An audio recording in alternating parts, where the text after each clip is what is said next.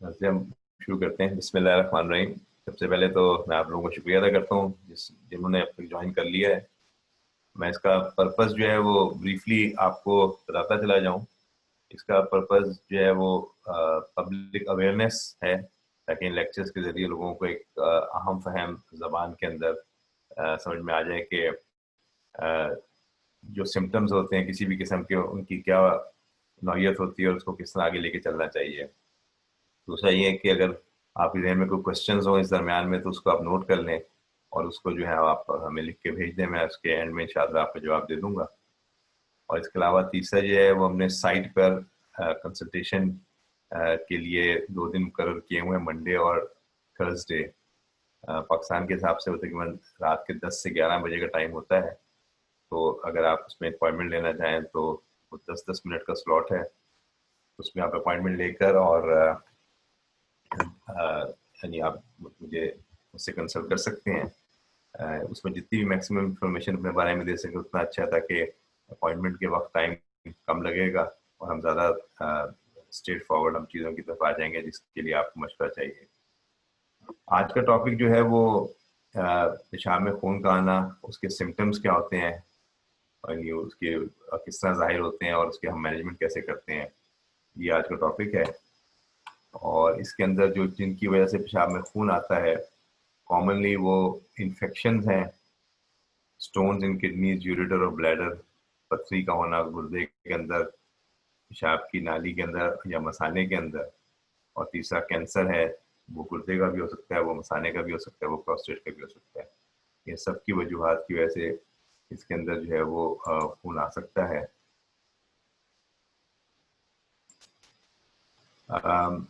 और कुछ medical causes होते हैं। मेडिकल कॉजेज के अंदर जो है वो जो है वो बहुत ज़्यादा इंपॉर्टेंट नहीं है इस लेक्चर की मुनासबत से। लेकिन अगर किसी के पेशाब में खून आता है तो सबसे पहले हम इन चीज़ों को इन्वेस्टिगेट करते हैं जो मैंने ऊपर मेंशन की हैं। और अगर वो चीज़ें एक्सक्लूड हो जाती हैं तो फिर हम मेडिकल कॉजेज की तरफ सोचना शुरू करते हैं और उसके लिए फिर हम नेफ्रोलॉजिस्ट, जो मेडिकल स्पेशलिस्ट होता है, उसको मरीज को रेफर कर देते हैं। तो ये सीक्वेंस ऑफ इवेंट्स होते हैं। इन्फेक्शन किस तरह जाहिर होती है, बहुत कॉमन है, बहुत सारे लोग इससे सफ़र कर चुके होंगे अपनी ज़िंदगी में। फीमेल ज़्यादा कॉमन होती है। उसकी वजह ये है कि उनकी पेशाब की नाली छोटी होती है, इसकी वजह से इन्फेक्शन जल्दी चली जाती है मसाने में। जो सबसे कॉमन सिम्टम होता है वो बर्निंग इन यूरिन, पेशाब के अंदर खून, पेशाब के अंदर जो है जलन होना, पेशाब का बार बार आना। और कुछ लोग जो है वो इस कमर में दर्द के साथ या लोग पेट के जो निचला हिस्सा उस पर दर्द के साथ, कभी कभी बुखार भी होता है अगर ये नौयत, शदीद नौयत के इन्फेक्शन हो। तो ये कॉमन सिम्टम्स हैं। इसके अंदर अगर ये सिम्टम किसी को मौजूद हों तो अपना वो यूरिन का टेस्ट करें और कल्चर के लिए भेज दें। उसके बाद फिर हम उनका अल्ट्रासाउंड करवाते हैं और फिर उनकी सिस्टोस्कोपी अरेंज करते हैं।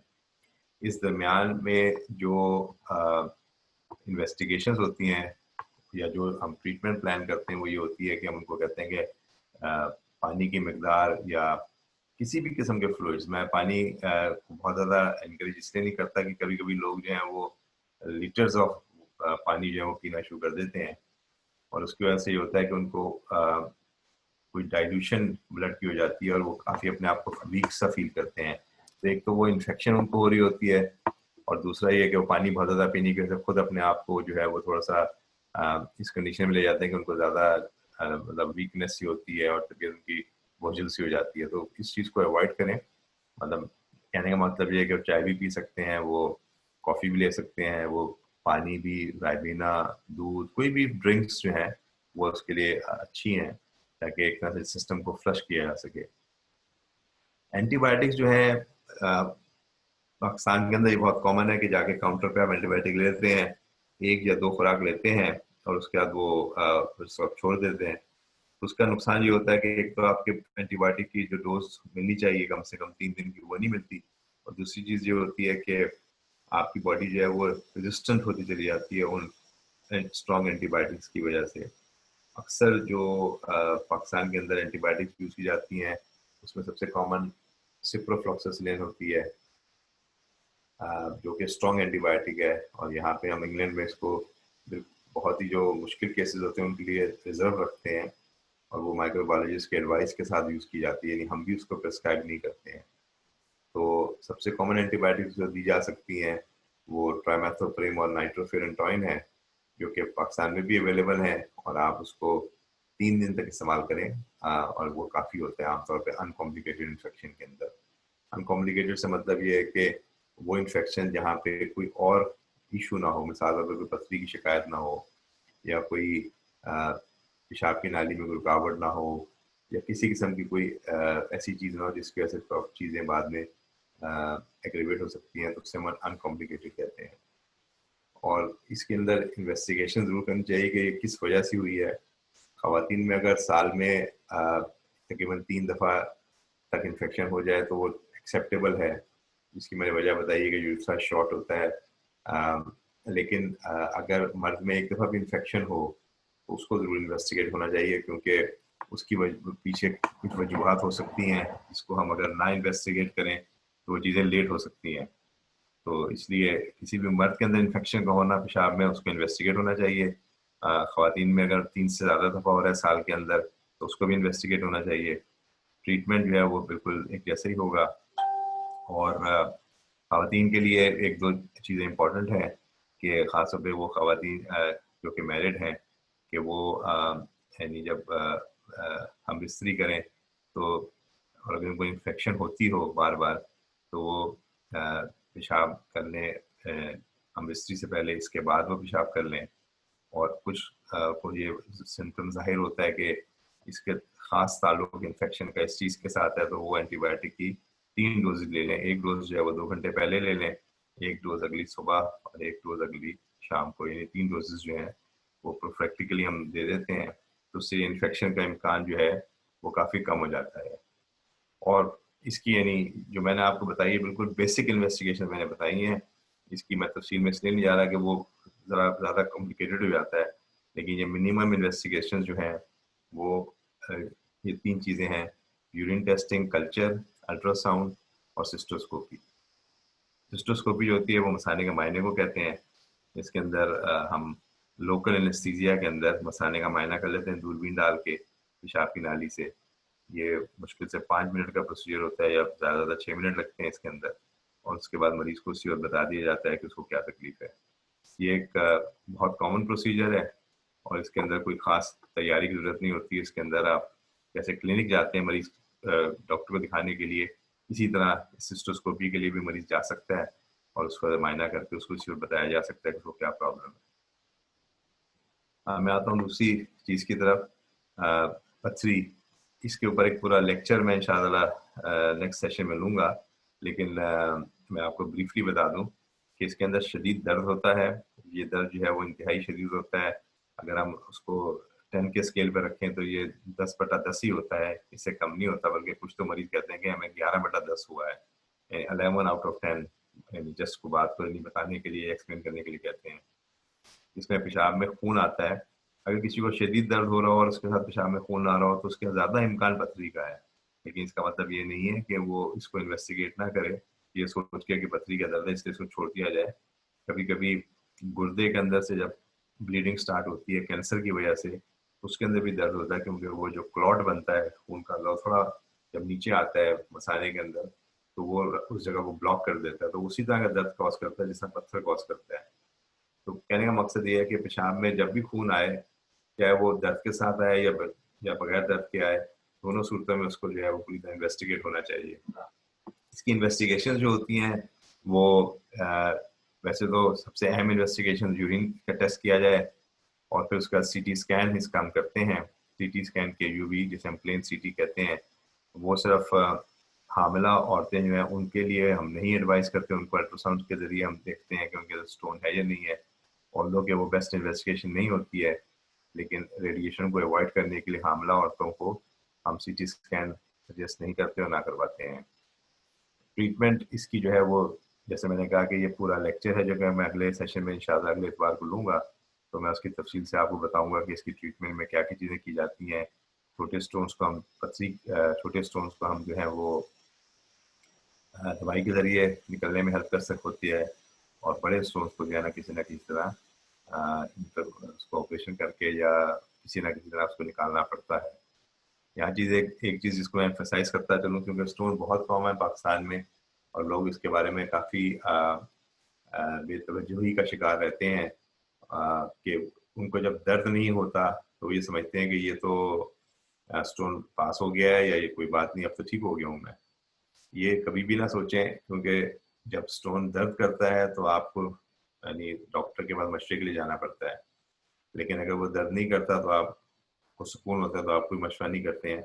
वही स्टोन ज़्यादा खतरनाक होता है, क्योंकि वो स्टोन आहिस्ता आहिस्ता आपके गुर्दे के ऊपर प्रेशर डालता रहता है और आखिर में गुर्दा जो है ख़राब हो जाता है। तो इस चीज़ को आप ज़हन में रखें कि पथरी का दर्द होना या पथरी का जब डायग्नोज हो जाना कि ये पथरी है मौजूद, और उसको उसको छोड़ देना ये सोच के कि अब दर्द नहीं कर रही है, शायद निकल गई हो, वो गलत है। वो बिल्कुल गलत है उस पर।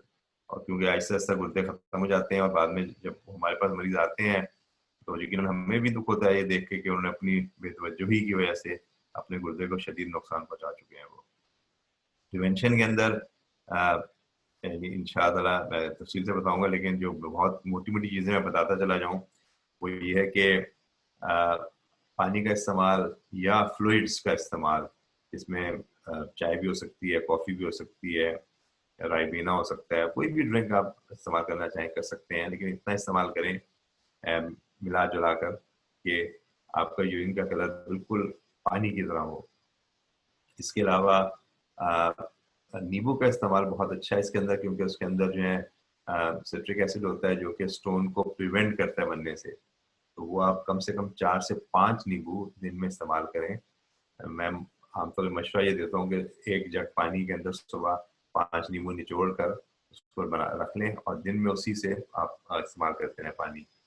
तो वो आपकी यानी पूरे दिन की रिक्वायरमेंट भी पूरी कर देगा और साथ साथ आपको एक extra amount of citric acid भी मिल जाएगा। लेकिन ये याद रखेंगे एक नींबू से काम नहीं चलेगा, इसके लिए अमाउंट जो है वो सिग्निफिकेंट होना चाहिए ताकि प्रिवेंशन के अंदर जो काम करता है। इसके अलावा गोश्त, मछली, चिकन इसका इस्तेमाल बहुत कम हो जाना चाहिए क्योंकि ये पथरी का कॉज बनते हैं। कोका कोला, पेप्सी, नमक और चीनी का इस्तेमाल, इट्सेल्फ मीठी चीज़ों का इस्तेमाल करना, यानी जो चीज़ें शुगर कॉज करती हैं वही पथरी भी बनाती हैं। यानी अगर इसको आसान अल्फाज में समझा जाए तो आप अगर वजन आपका बढ़ रहा है और आप मीठी चीज़ें इस्तेमाल कर रहे हैं तो सोचें कि आपको शुगर तो अपनी जगह पे हो सकती है, जिसे हम टाइप 2 डायबिटीज़ कहेंगे, लेकिन पथरी भी बना सकते हैं आप। इसके अलावा सब्जियों के अंदर आप पालक, बंद गोभी, गाजर, टमाटर, स्ट्रॉबेरी और मूंगफली वगैरह, ये इनसे परहेज करें। अगर सब लोगों के पास आजकल इंटरनेट का एक्सेस है और उनको खुद भी पता होता है कि वो कौन सी चीज़ ज़्यादा शौक से खाते हैं, तो वो ख़ास तौर पे जाके नोट करें कि जिन फूड्स के अंदर ऑक्सीलेट होती है उसको उनको अवॉइड करना चाहिए। यहाँ एक चीज़ मैं ख़ास तौर पे बताता चला जाऊँ कि अक्सर लोग जो है वो दूध पीना छोड़ देते हैं। वो कहते हैं जी दूध जो है वो पथरी बनाता है, ऐसा नहीं है। बल्कि मैं तो सजेस्ट ये करूँगा कि खाने के साथ आप 1 कप दूध का या आधा गिलास दूध का ले लिया करें अगर किसी को पथरी की शिकायत है, क्योंकि खाने के अंदर जो ऑक्सलेट्स होते हैं वो दूध के कैल्शियम के साथ मिलकर आंतों ही में रह जाएंगे और वो जिस्म के अंदर एब्जॉर्ब नहीं होंगे और वो आपको पथरी की प्रिवेंशन में हेल्प करेंगे। तो दूध का इस्तेमाल छोड़ना नहीं चाहिए और उसको आप जारी रखें, बल्कि खाने के साथ कर लें तो और भी अच्छा है। ये दर्द की शिकायत होती है, जब दर्द की अलामत होती है तो इस तरह दर्द ज़ाहिर होता है। ये मैंने एक डायग्राम के ज़रिए बताया है। ये दर्द इस तरह यहाँ पे भी हो सकता है, ये कभी-कभी यहाँ पे भी होता है, कभी यहाँ तक होता है। तो ये मुख्तलिफ उसकी एरियाज़ हैं जहाँ पे ज़ाहिर होता है, लेकिन इसको जो है वो अगर दर्द की नौयत शदीद होती है और अचानक उठता है, ये इम्पॉर्टेंट है इस चीज़ को ध्यान रखने की। अब हम आते हैं कैंसर की तरफ, जो सबसे अहम टॉपिक है आज का। और इसके अंदर जो कैंसर जो होते हैं इसमें मैं मुख्तसरन आपको किडनी, ब्लैडर और प्रोस्टेट के बारे में बताऊंगा। बहुत ज़्यादा तफसील में जाने का एक तो वक्त नहीं होगा, लेकिन ये कि कोई अगर सवाल किसी किस्म का हो तो आप उसको ज़रूर पूछ सकते हैं। मैं कोशिश करूँगा कि जो मोटी मोटी चीज़ें हैं वो अपनी चीज़ों को कवर कर लूँ। इसके अंदर जो सबसे अहम अलामत होती है कि खून जो आता है उसमें दर्द नहीं होता। मरीज जाता है पेशाब करने के लिए और अचानक देखता है कि उसके तो पेशाब में खून आ रहा है और वो बिल्कुल दर्द के बगैर आ रहा है। तो वो चीज़ एक काफ़ी अलार्मिंग होती है मरीज के लिए भी, और वो जब हमारे पास आता है तो हमारे लिए भी काफ़ी वो परेशानी का बायस बनती है, इस लिहाज से कि वो कोई सीरियस चीज़ को शो कर रही है।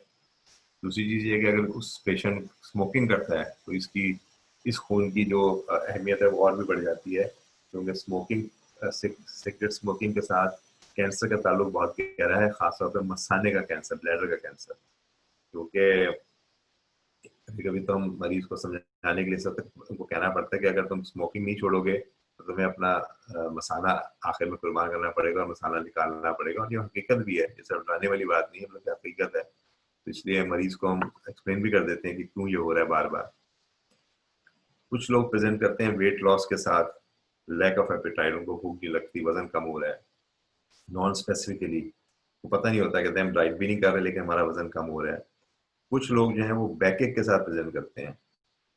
एक मिडिल एजेड पर्सन के अंदर, मिसाल तौर पे 45-50 साल का आदमी अगर दर्द की शिकायत शुरू करे बगैर किसी वजह के, मिसाल तौर पे किसी ने वजन उठा लिया, कोई अलमारी उठा ली, कोई बेड को घसीटा, ऐसा कोई काम किया तो उसके बाद दर्द शुरू हुआ, तो एक अलग बात है। लेकिन अगर बगैर किसी वजह के दर्द शुरू हुआ और वो दर्द जो किसी और वजह से शुरू हुआ था और वो ठीक नहीं हो रहा, तो इसको ज़रूर इन्वेस्टिगेट करें, क्योंकि प्रोस्टेट का कैंसर जो होता है वो हड्डियों में जब जाता है तो सबसे कॉमनली वो कमर की हड्डियों को इन्वेड करता है। तो ये दर्द की शिकायत एक कॉमन प्रेजेंटेशन है प्रोस्टेट कैंसर के अंदर। तो इसको अगर हम यानी उस स्टेज पे देख लेंगे या पिक कर लेंगे, उसकी ट्रीटमेंट स्टार्ट हो जाएगी, क्योंकि अगर हमने उसको डिले किया तो वहाँ पे ये प्रॉब्लम होता है कि फिर वो हड्डी के गूदे को खराब कर कर जो हरा मगज होता है, स्पाइनल कॉर्ड होता है, उसको प्रेस करने लगता है, और कभी कभी टांगे जो है वो काम करना छोड़ देती है। तो वो उसकी एक इंतहाई शक्ल होती है, और अगर हम इसको शुरू में पिक कर लें तो कम से कम उस शक्ल पे जाने से पहले मरीज को हम ट्रीटमेंट प्रोवाइड कर सकते हैं इंशाल्लाह। गुर्दे का कैंसर जो होता है वो इस तरह नजर आता है, ये डायग्राम है, किसी एक हिस्से में भी हो सकता है, ये बढ़ते बढ़ते जो है वो कई सेंटीमीटर का चला जाता है। जब 10 सेंटीमीटर से ज्यादा का गुर्दे का साइज होता है तो हम उसको एग्जामिनेशन में पिक कर लेते हैं। 2, 3, 4, 5, 6 सेंटीमीटर तक के गुर्दे के साइज को हम नहीं पिक कर सकते। इवन अगर हमें ये पता भी हो कि इसके गुर्दे का कैंसर है तो 10 सेंटीमीटर से कम साइज को आमतौर पर पिक करना बहुत मुश्किल होता है। इसीलिए इस चीज़ को एम्फेसाइज मैं कर रहा हूँ कि अगर किसी को पेशाब में खून आ रहा हो उसकी प्रॉपर इन्वेस्टिगेशन होनी चाहिए, सिर्फ मायने से काम नहीं चलेगा। ये मसाने के कैंसर की एक तस्वीर है। जब हम मसाने का मायना करते हैं दूरबीन के जरिए तो वहाँ पे हमें ये ऐसा नजर आता है, ये एक कैंसर है, ये एक कैंसर है, ये मशरूम की तरह होता है, जैसे कुछ लोग कहते हैं कि समुद्र के अंदर मशरूम्स होते हैं। आ, आ, उस तरह के, या मतलब देखने में वो इतना ज़्यादा खतरनाक नजर नहीं आता, लेकिन ये एक अजीब सी शक्ल होती है और अलग से नजर आता है। ये मसाला नॉर्मल है, ये मसाला नॉर्मल है, ये कैंसर है जो अलग से नजर आ रहा है। यहाँ पे मैंने स्लाइड, इसको आप इस स्लाइड को देख के ज़्यादा परेशान ना हो, ये सिर्फ आपको ये बताने के लिए मैंने बताई है कि मसाले का कैंसर जो होता है वो कभी एक शक्ल का नहीं होता, बल्कि मुख्तलिफ शक्लों में ज़ाहिर होता है। ये बिल्कुल सतह के ऊपर होता है मसाले का कैंसर, इसे हम सुपरफिशियल कहते हैं। इसकी मिसाल मैं ऐसे आपको दिखा रहा हूँ कि ये मेरा हाथ है, इसके ऊपर ये ऐसे लाई करता है सरफेस के ऊपर, यानी वो किसी जगह पे नहीं जा रहा बल्कि सरफेस पे लाई कर रहा है। लेकिन अगर यही मसाले का कैंसर पेन की शक्ल में गुजर कर बाहर निकल जाए तो इसे हम लोग मसल इन्वेजिव कैंसर कहते हैं, और ये ज़्यादा सीरियस शक्ल होती है। तो ये इसकी एक शक्ल है, ये दूसरी शक्ल है, ये तीसरी, ये इसकी मुख्तलिफ स्टेजेस हैं जो शो किए जा रहे हैं। ये सबसे एडवांस शक्ल है, यहाँ से निकल के फिर ये पूरे जिस्म में फैल जाता है। कभी कभी ये कैंसर जो होते हैं, ये वाले जो होते हैं जो बिल्कुल सतह पे लाई करते हैं, वो भी कभी कभी एग्रेसिव होते हैं और वो बहुत जल्दी फैल जाते हैं। तो उसके लिए भी ठीक, मैं भी अगली स्लाइड में आपको बताऊंगा हमें क्या इलाज करना है, एक दो स्लाइडों के बाद उसका जिक्र आता है। और ये प्रोस्टेट है। प्रोस्टेट का बढ़ जाना जो है, मैंने पहले भी बताया था पिछली दफा कि नॉर्मल होता है, 40 साल के बाद प्रोस्टेट बढ़ जाता है। तो आम बढ़े हुए प्रोस्टेट के अंदर और प्रोस्टेट कैंसर के अंदर फर्क करना मुश्किल होता है सिर्फ सिम्टम्स की वजह से। क्लिनिकली हम जब एग्जामिन करते हैं तो इसका एग्जामिनेशन जो होता है वो पखाने वाली जगह पे फिंगर डालकर हम मायना करते हैं, जैसा मैं आपको इस डायग्राम में दिखा रहा हूँ। तो यहाँ से हमें कुछ थोड़ा बहुत आइडिया होता है अगर प्रोस्टेट के इस हिस्से में कैंसर नजर आ रहा है जो आपको नजर आ रहा है। लेकिन अगर वो इस हिस्से में कैंसर है या इस हिस्से में कैंसर है तो वो नजर नहीं, फील नहीं होगा, क्योंकि वो हमारे फिंगर से दूर होता है। तो इसीलिए प्रोस्टेट के कैंसर के अंदर जो कुछ इम्पोर्टेंट चीज़ें हैं वो ये हैं कि आपको सिम्टम वही होंगे जो कि आम हालात में होते हैं। प्रोस्टेट के बढ़ जाने से पेशाब का बार बार आना, रात को पेशाब के लिए उठना, पेशाब की धार का पतला हो जाना, कभी भी पेशाब में खून आ जाना। मायने के अंदर एक तो इसका फर्क महसूस होता है, दूसरा पीएसए करवाते हैं जिसके अंदर ये चीज़ जाहिर होती है जो मैं आपको अभी एक्सप्लेन करता हूँ। अब डायग्नोसिस जो होती है, मैं एक जनरल आपको बता रहा हूँ डायग्नोसिस तमाम कैंसर्स के लिए, यानी गुर्दे के, मसाने के और प्रोस्टेट के। क्योंकि जब एक मरीज हमारे पास आता है तो हमें बिल्कुल अंदाजा नहीं होता कि उसको किस किस एरिया का कैंसर हो सकता है। तो उसकी हिस्ट्री और ये सारी चीज़ें कॉमनली होती हैं। मैं आपको थोड़ा सा एक्सप्लेन करता चला जाऊंगा। हिस्ट्री में हम पूछते हैं कि ये पेशाब के साथ, दर्द के साथ खून आया था कि नहीं आया था, और कितनी दिन से आ रहा है, कब से शुरू हुआ। कुछ मरीज ये बताते हैं कि जी 1 साल पहले भी 1 दिन के लिए खून आया था, और हमने, यानी यहाँ पे भी कभी कभी लोग ये बात कहते हैं, पाकिस्तान में तो ये बहुत कॉमन है कि वो हमने कोई गर्म चीज खा ली थी, हमने कोई ऐसी चीज खाई थी जिसकी वजह से पेशाब में खून आ गया था, तो हमने तवज्जो नहीं दी थी, डॉक्टर को भी नहीं दिखाया था, 1-2 दिन बाद वो ठीक हो गया था, तो हमने कहा ठीक है अब तो कोई मसला नहीं है। ये बहुत बड़ी गलती है जो हम लोग करते हैं। इससे हमें काफी परहेज करना चाहिए, क्योंकि एक दफा का खून आ जाना पेशाब के अंदर, या ना सिर्फ पेशाब में, पखाने के अंदर, नाक के जरिए, उल्टी के साथ, कहीं से भी खून का आना जो है वो एबनॉर्मल है, और उसको पूरी तरह इन्वेस्टिगेट होना चाहिए जब तक उसकी आखिरी शक्ल तक हम ना पहुंच जाए कि क्यों हो रहा है ये बार बार। एक तो ये हो गया हिस्ट्री के अंदर के पेशाब में खून आना। दूसरा हम पूछते हैं कि सिगरेट वगैरह पीते हैं कि नहीं पीते।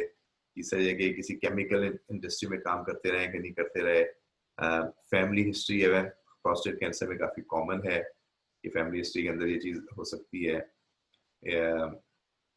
इसी तरह टेस्टिकुलर कैंसर में जो इस टॉपिक ऐसा नहीं है, वो ये कि अगर अनडिसेंडेड टेस्ट था, पहला टेस्ट जो था वो बस पूरी तरह नीचे नहीं आया था, उसके अंदर कैंसर के इम्कान बढ़ जाते हैं। ये हिस्ट्री के अंदर चंद चीज़ा चीज़ें जो हम पूछते हैं।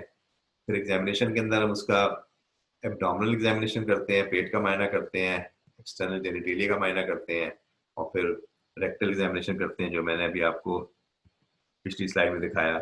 ये बहुत इम्पोर्टेंट मायना है। अगर कोई डॉक्टर ये मायना ना करे तो समझ लें कि उस डॉक्टर ने आपको पूरी तरह एग्जामिन नहीं किया है, वो एक इम्पॉर्टेंट चीज मिस कर रहा है, और ये मायना बहुत जरूरी है। इसके अंदर यानी इसका फायदा ये होता है कि एक तो प्रोस्टेट को मायना कर रहे होते हैं आप, दूसरे ये कि आप जो बड़ी आंत है उसका जो निचला हिस्सा उसका भी मायना कर रहे होते हैं। उसमें अगर खुदा खासा ऐसा बहुत दफा हुआ कि हमने मायना तो प्रोस्टेट का कर रहे थे, कैंसर हमें बड़ी आंत का मिल गया, उसको फिर हमने रेफर कर दिया जो उसके स्पेशलिस्ट होते हैं।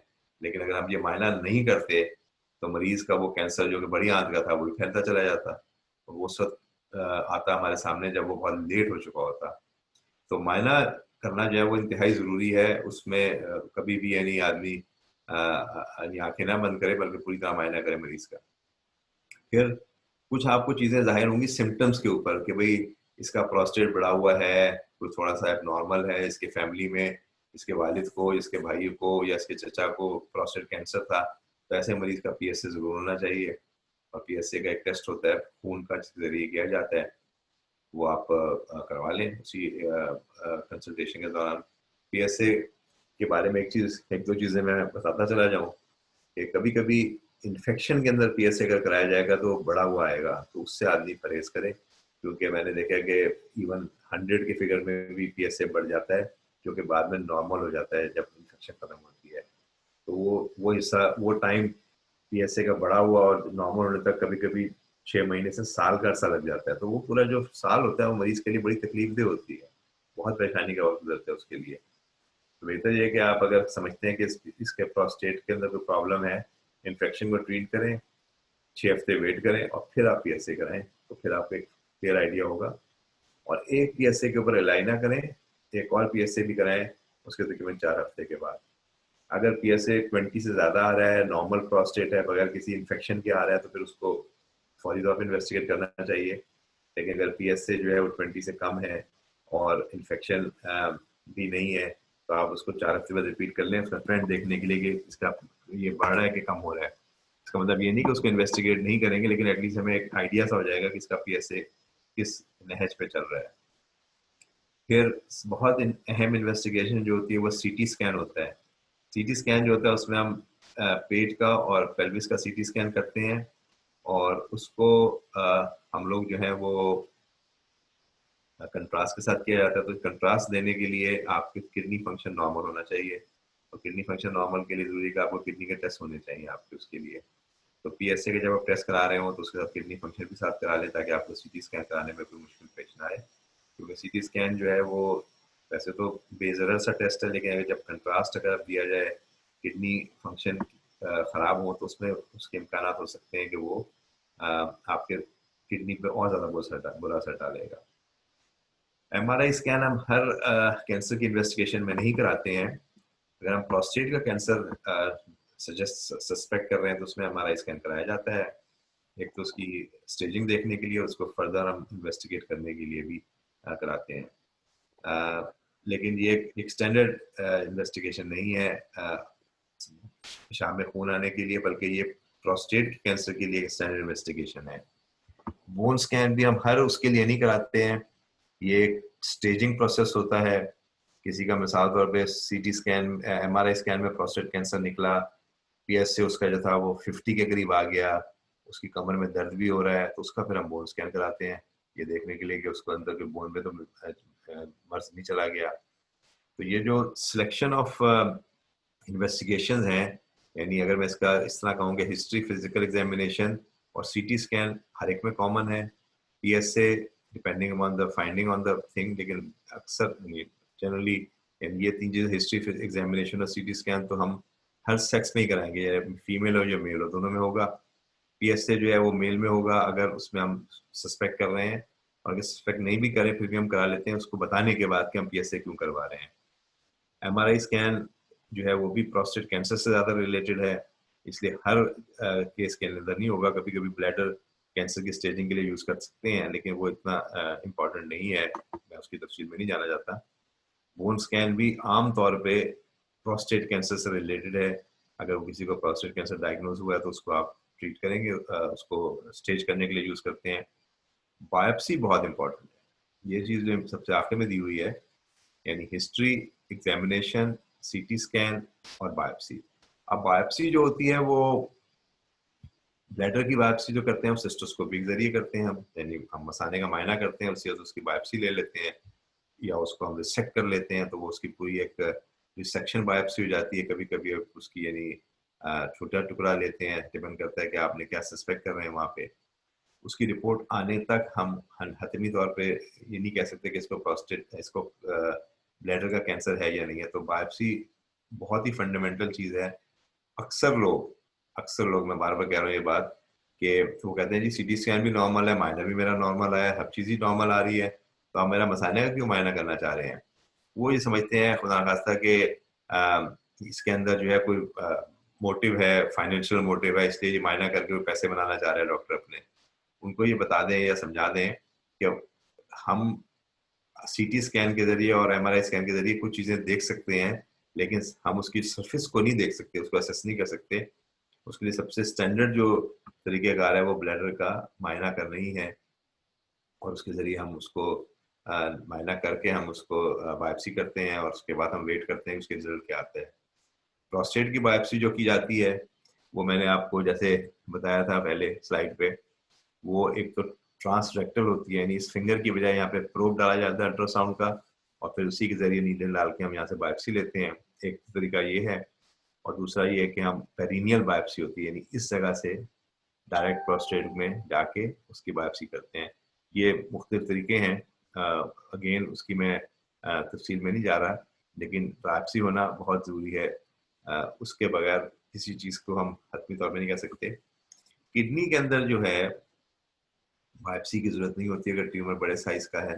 छोटे ट्यूमर्स, इनडिटर्मिनेट लीजन्स जिनका पता नहीं हो कि क्या है, और उस मरीज को कहीं और भी कैंसर हुआ है, तो फिर वो देखने के लिए कि ये कैंसर वहां से आया है या खुद किडनी का कैंसर, तो वहाँ बायोप्सी की जाती है। वरना बड़े कैंसर के अंदर किडनी के बायोप्सी नहीं करते। और ये इन कैंसर्स के अंदर खासतौर पे एक स्टैंडर्ड प्रैक्टिस है, अब दुनिया भर में बल्कि होती है अब तो, कि हम जिसे कहते हैं multi disciplinary team meeting, MDT.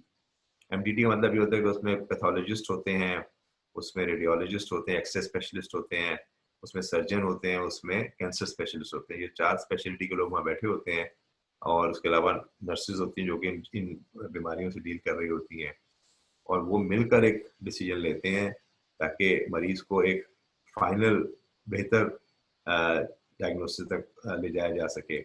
ये इंडिविजुअल फैसला नहीं होता है कि हम ये कहेंगे जी हमने फैसला कर लिया मतलब यही होगा, ऐसा नहीं होता, बल्कि जॉइंट डिसीजन होता है और उसको फिर हम उसको अगर हम चेंज करते हैं तो उसकी बहुत स्ट्रॉन्ग रीजन होना चाहिए। तो एक तरह से ये मरीज के लिए भी बहुत अच्छा है कि उसको एक 10-12 लोगों का जॉइंट व्यू मिल जाता है एक साथ ही अचानक, यानी 1 घंटे की मीटिंग के अंदर हम कोई 30-35 मरीज डिस्कस करते हैं, सॉरी 2 घंटे से 2.5 घंटे की मीटिंग के अंदर, तो उसके अंदर हमें बहुत सारे मरीजों को देखकर उसके फैसला करने का मौका मिलता है और वो हमारे लिए भी अच्छा है कि हमें बाद में कोई अगर कोई किसी किस्म की शिकायत करता है तो हम उसको बता सकते हैं कि ये हमारा डिसीजन नहीं था बल्कि जॉइंट डिसीजन था सारी सूरत हाल को देखते हुए। किडनी कैंसर जो छोटे कैंसर होते हैं, अब मैनेजमेंट की तरफ आ रहा हूँ, उसमें आप ऑब्जर्व भी कर सकते हैं। तौर पर 1 सेंटीमीटर से भी कम का कैंसर था, पता लगा, मरीज जो है वो 85 साल का है, अगर आप उसको ऑपरेट करते हैं या उसको कोई और प्रोसीजर करते हैं तो उसका वो प्रोसीजर उसके लिए ज़्यादा नुकसानदेह हो पाएगा, वो कैंसर से ना उसकी डेथ हो बल्कि उस प्रोसीजर की डेथ हो जाए या उसकी नेचुरल हिस्ट्री ऐसी हो कि मरीज को हार्ट की भी तकलीफ है, उसको लंग की भी प्रॉब्लम है, वो बहुत ही बूढ़ा हो चुका है, तो वो अपनी नेचुरल लाइफ स्पैन से ही उसकी डेथ होगी, कैंसर से डेथ नहीं होगी, क्योंकि कैंसर जो है वो रफली अबाउट 1 सेंटीमीटर अ ईयर बढ़ता है। तो आप अंदाजा कर सकते हैं कि बहुत ही स्लो ग्रोइंग होता है, लेकिन ऑब्वियसली जब आपको ये मिल जाता है तो ये नहीं कि आप उसको वेट करते हैं। ऑब्जर्वेशन एक ओल्ड एज अनफिट पेशेंट के अंदर एक फैक्टर एक चीज हो सकती है। दूसरा रेडियो फ्रीक्वेंसी एब्लेशन और क्रायोथेरेपी होती है, ये रेडियोलॉजिस्ट करते हैं, जो इंटरवेंशनल रेडियोलॉजिस्ट होते हैं, ये सर्जन नहीं करते और वो उस जगह पे प्रोब डाल के पहले बायोप्सी करते हैं और वहीं पर उसको फिर वो एब्लेट कर देते हैं और उसको फिर हम फॉलो करते हैं सीटी स्कैन के जरिए। ये छोटे ट्यूमर्स जो होते हैं उनको किया जाता है 2 से 3 सेंटीमीटर के लिए, उससे बड़े ट्यूमर्स के लिए प्रेफरेबली ये होता है कि आप उस हिस्से को निकाल दें। इसमें हम कहते हैं पार्शियल नेफ्रेक्टमी या नेफ्रॉन स्पेयरिंग सर्जरी, क्योंकि हमारे पास 2 गुर्दे होते हैं, हमारी कोशिश ये होती है कि जितने ज़्यादा गुर्दे को हम प्रिजर्व कर सकें उतना अच्छा है। कुछ लोगों का एक गुर्दा पहले ही निकल चुका होता है, एक गुर्दा पहले से ख़राब होता है और दूसरे गुर्दे में कैंसर डेवलप हो जाता है, तो उसके अंदर अगर हमने उसको निकाल दिया तो वो फिर डायलिसिस पे चला जाएगा। तो इसलिए कोशिश ये होती है कि जितना गुर्दा हम प्रिजर्व कर सकें उतना बेहतर है, ताकि अगर डायलिसिस पे जाना भी हो तो वो ज़्यादा अरसे तक अपने नेचुरल गुर्दे से काम करता रहे और फिर बाद में उसको डायलिसिस का जो शुरू करने का टाइम है वो लेट डिले किया जा सके। लेकिन अगर गुर्दे के अंदर ट्यूमर इस तरह का है या इस जगह पे लोकेटेड है या इस साइज का है तो फिर उसके अंदर कंप्लीट गुर्दे को निकालना ही उसकी जिंदगी बचाने के लिए जरूरी होता है। एक गुर्दे को निकालने के बाद दूसरा गुर्दा बिल्कुल नॉर्मल काम करता रहता है, उसमें कोई परेशानी नहीं होती है। तो ये ख्याल करना कि गुर्दा निकल गया है अब हम क्या करेंगे इसके बाद, तो इसमें मेरे ख्याल से इस तरह की कोई चीज वो बात नहीं है। इसके बाद जो नेक्स्ट चीज़ है वो ब्लैडर कैंसर है। मैंने ब्रीफली आपको एक्सप्लेन किया था कि ब्लैडर कैंसर 2 तरह के होते हैं, सुपरफिशियल जो सरफेस पे लाई कर रहे होते हैं और एक जो होता है यानी सरफेस मैंने पहले दिखाया था कि वो ऐसे लाई करते हैं जिसे हम सुपरफिशियल कहते हैं, और एक जो उसके थ्रू गुजर के नीचे चला जाता है या बाहर चला जाता है मसाने से, उसको हम मसल इन्वेजिव कहते हैं।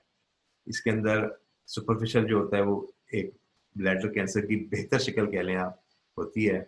इसके अंदर जो कार्सिनोमा इन साइटू है उसकी सब क्लासिफिकेशन है, वो थोड़ी सी एग्रेसिव किस्म होती है और उसके लिए ज़्यादा एग्रेसिव ट्रीटमेंट भी चाहिए होती है। लेकिन सिस्टोस्कोपीज जो होती हैं रेगुलरली ये इंपॉर्टेंट है। यहाँ मैं बात इसलिए एम्फसाइज कर दूँ कि कभी कभी लोग ये कहते हैं कि जी वो हमने तो मायना करा लिया था, ट्यूमर तो तुमने निकाल ही दिया था, तुम दोबारा बार क्यों बार बार देखते हो। ये चीज बहुत ज्यादा कॉमन है पाकिस्तान में खासतौर पे कि बार बार क्यों देखते हैं आप, ये मरीज मरीज ये कहते हैं कि डॉक्टर पैसे बनाता है। जी मैं हमें पता है वर्धमा में बढ़ाता है 3 महीने बाद 6 महीने बाद हमसे वो 5-7 हजार 10 हजार अपने खड़े कर लेता है और कहता है तुम ठीक हो। जब हम हर दफा ही ठीक है तो फिर दोबारा क्यों बुलाते हैं हमको। ये मैं बिल्कुल कॉमन चीज बता रहा हूँ जो ये हमारे सुनने में आती थी जब मैं पाकिस्तान में था और लोग मशवरा करते थे हमसे आके।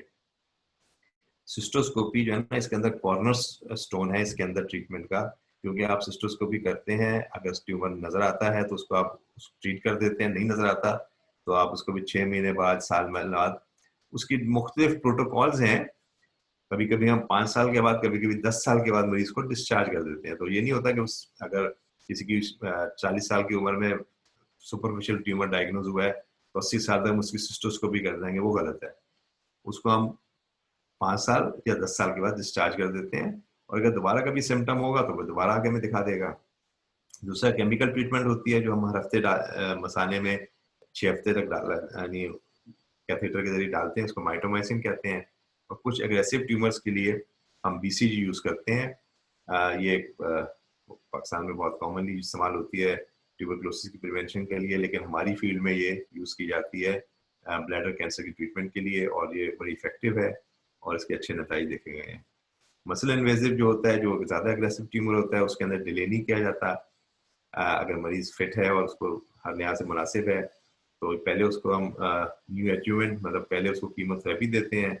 डिपेंड करता है उसकी स्टेज के ऊपर, जरूरी नहीं कि हर आदमी को कीमोथेरेपी दी जाए, लेकिन उसके बाद उसको या तो रेडियोथेरेपी मिल जाती है या उसकी सिस्टेक्टमी हो जाती है कि उसका मसाना निकाल दिया जाता है और उसको आर्टिफिशियल कंड्यूट, जैसे हम लोग आंत निकाल के पेट के स्किन से आंत को निकाल देते हैं तो वहां पे बैग लग जाता है। ये इसकी एक फाइनल ट्रीटमेंट होती है।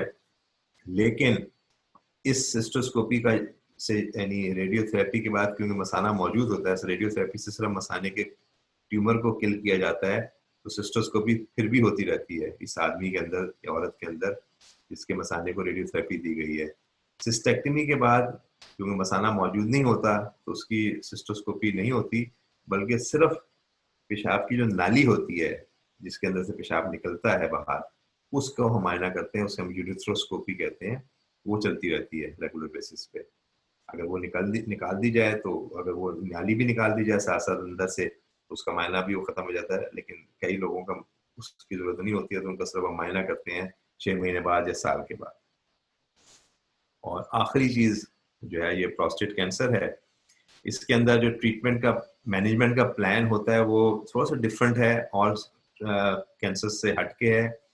और यहाँ पे एक बात जो मैं ज्यादा आपको जोर देकर बताता चला जाऊं कि प्रोस्टेट कैंसर की ट्रीटमेंट जो है वो वेरी करती है from person to person, from stage to stage and from PSA to PSA. ये नहीं होगा कि एक आदमी को जो है वो हमने एक कैंसर की ट्रीटमेंट दी और दूसरा मरीज आया उसको भी प्रोस्टेट कैंसर, तो उसको भी हमने वही दे दी। और ये चीज बहुत ज्यादा जरूरी है हम लोगों को एक्सप्लेन कर सकें, खासकर वो लोग जो कि बिल्कुल लेमैन होते हैं और उनको अंदाजा नहीं होता कि वो कहते हैं कि जी फलां को तो हमारे हमसाय में आपने रेडियोथेरेपी दी थी, उसका तो शुआओं के जरिए इलाज हुआ था, हमारा आप कह रहे हैं कि जी हमें सिर्फ आप हार्मोन ही दे रहे हैं, ऐसा क्यों कर रहे हैं? या फलां को तो आपने हार्मोन दे के इलाज किया था, हमें आप शुआएं क्यों दे रहे हैं?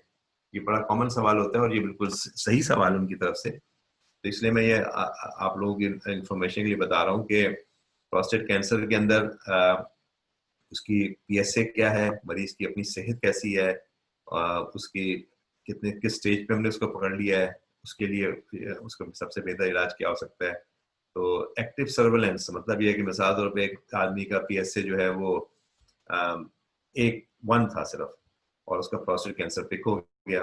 अब और उस पिक करने में भी ये हुआ कि हमने उसमें से 24 लेट से बायोप्सीज ली, 24 जगह से उसका प्रोस्टेट कैंसर को हमने सैंपल किया, लेकिन उसमें से 24 में से एक में प्रोस्टेट कैंसर निकला, पीएसए भी उसका कम है, तो इस मरीज को हम एक्टिव सर्वेलेंस पे रख सकते हैं। पेशेंट से डिस्कस करेंगे, मिसाल तौर पे एक मरीज कहता है नहीं जी मैंने तो ऑपरेशन ही करवाना है या मैंने रेडियोथेरेपी ही करवानी है, तो हम ये नहीं कहेंगे कि नहीं तुम्हें हम नहीं करेंगे, हम यकीनन उसको एडवाइस करेंगे। आखिर में डिसीजन पेशेंट का ही होता है।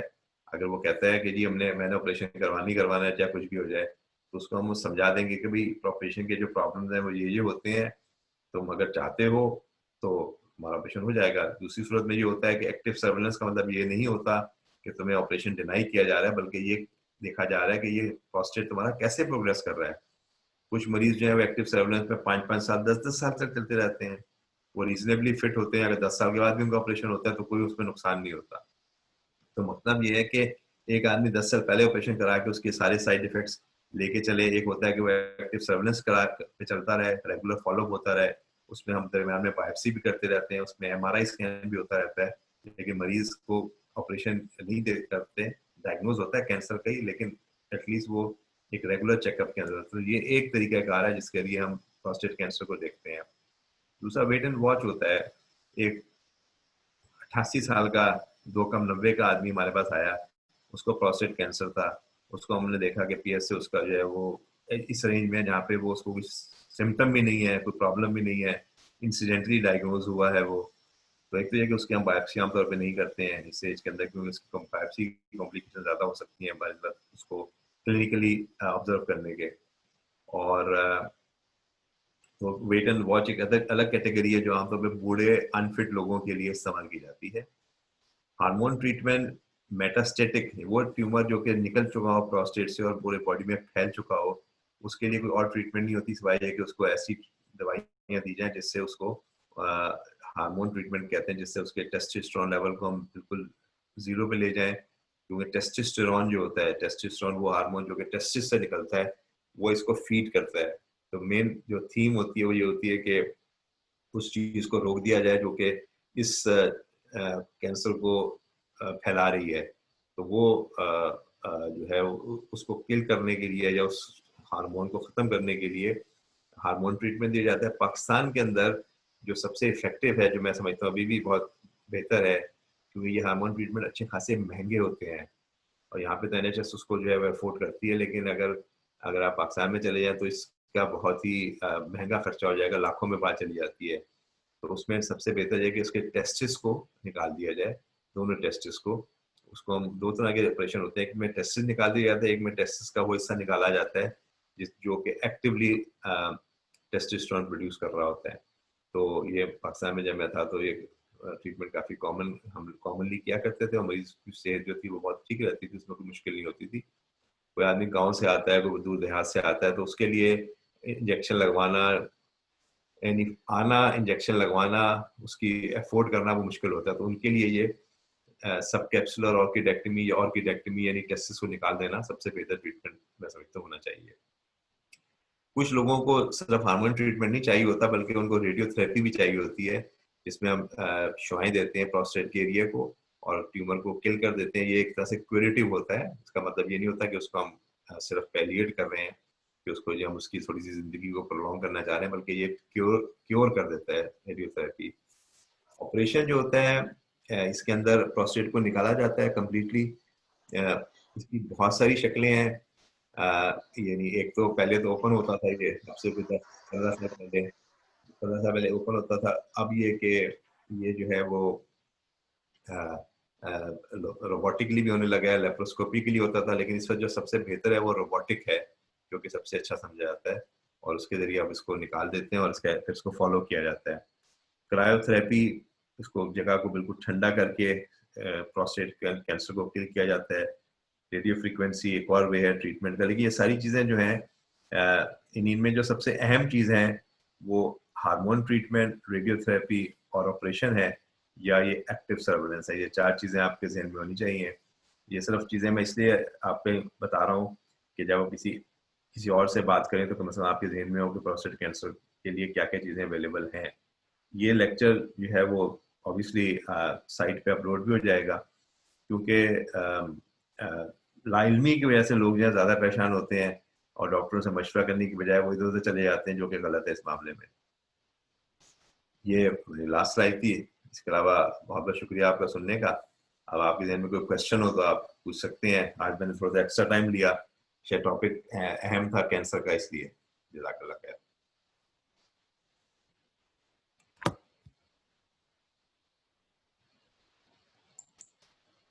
अच्छा, ये अली रहमान अंकल ने पूछा जो what is the difference between uric acid and creatinine? How can we control them? इसके अंदर जो यूरिक एसिड जो है ये तो एक बाई प्रोडक्ट होता है जब आप यानी प्रोटीन वगैरह इस्तेमाल करते हैं। और ये जो है आमतौर पे पथरी अगर किसी को हो और उसका यूरिक एसिड बढ़ा हो तो उसका इलाज होना चाहिए और उसको आपको प्रॉपरली इन्वेस्टिगेट करना चाहिए और फॉलो करना चाहिए। क्रेटिनिन जो होता है वो किडनी फंक्शन को शो करता है। जैसे आपका ये समझ लें कि अगर आपको लिवर का फंक्शन देखना है तो लिवर फंक्शन टेस्ट कराते हैं हम लोग। किडनी का फंक्शन टेस्ट करना होता है तो किडनी का फंक्शन टेस्ट कराते हैं। तो उसमें क्रेटिनिन जो है ना सबसे इम्पोर्टेंट फंक्शन है। अगर क्रेटिनिन किसी का खराब हो रहा है या बढ़ रहा है तो वो काफ़ी परेशानी की बात है।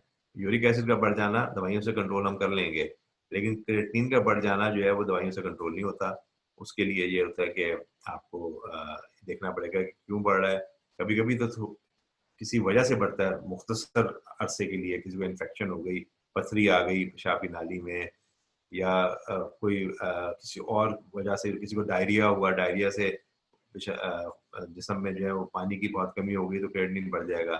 लेकिन मुस्तकिल बढ़ा हुआ क्रिएटिनिन जो होता है वो यकीनन परेशानी की बात होती है। तो क्रिएटिनिन गुर्दे का फंक्शन मेजर करता है, यूरिक एसिड एक बाई प्रोडक्ट है बॉडी के मेटाबॉलिज्म का। तो इस लिहाज से अलग-अलग चीज़। डॉक्टर ताहिर ने अपनी एक ऑब्जर्वेशन शेयर करी थी जब वो एक पेशेंट को देखते थे, फिर उसका फॉलो अप करना रिपीटेड इन्फेक्शन का बहुत ही ज़रूरी होता है। few series of investigations के बाद उन्होंने डिस्कवर किया जो उसके पास prostate cancer उसके साथ डायग्नोसिस हुई, repeated इन्फेक्शन का वो देखना काफ़ी इम्पोर्टेंट होता है चेकअप करना।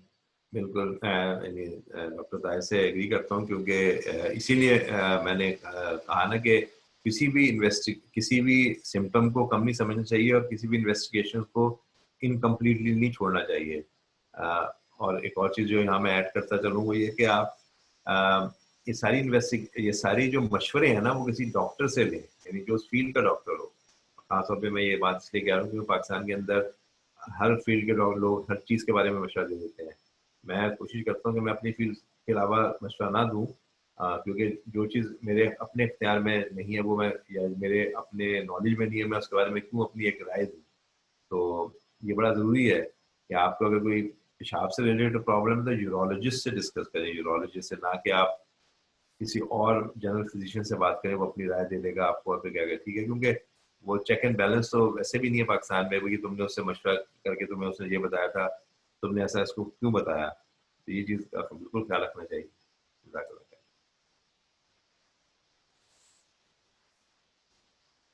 यार मेरा क्वेश्चन है जो खाना कभी-कभी एक पर्टिकुलर खाना खाते हैं और फिर उसकी वजह से क्या ब्लड इन यूरिन आ सकता है क्या? ये एक बड़ा इंटरेस्टिंग सवाल किया है बिलाल खान ने।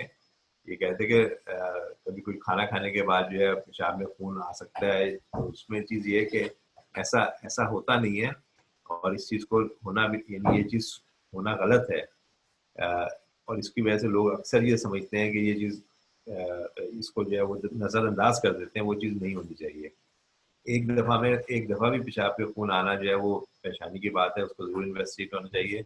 और ये सोचना कि ये मैंने वो फलां गरम चीज़ खा ली थी, कल जो है मैंने ये खा लिया था, ये वो खा लिया था, वो बिल्कुल भी मुनासिब नहीं है, बिल्कुल भी मुनासिब नहीं है।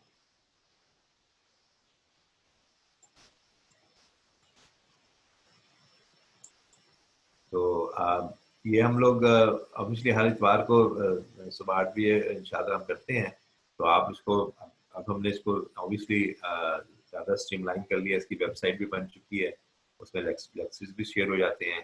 तो आप इसको जो भी अटेंड करना चाहे अटेंड करें, और लेकिन उसमें कुछ ना कुछ उसको इस बारे में एक इंफॉर्मेशन भी मिलेगी और फ़ायदा भी मिलेगा उसको इंशाल्लाह। तो अगर कोई और सवाल नहीं है तो जज़ाकल्लाह खैर। अगले बार इंशाल्लाह फिर मुलाकात होती है आपसे। अस्सलाम वालेकुम।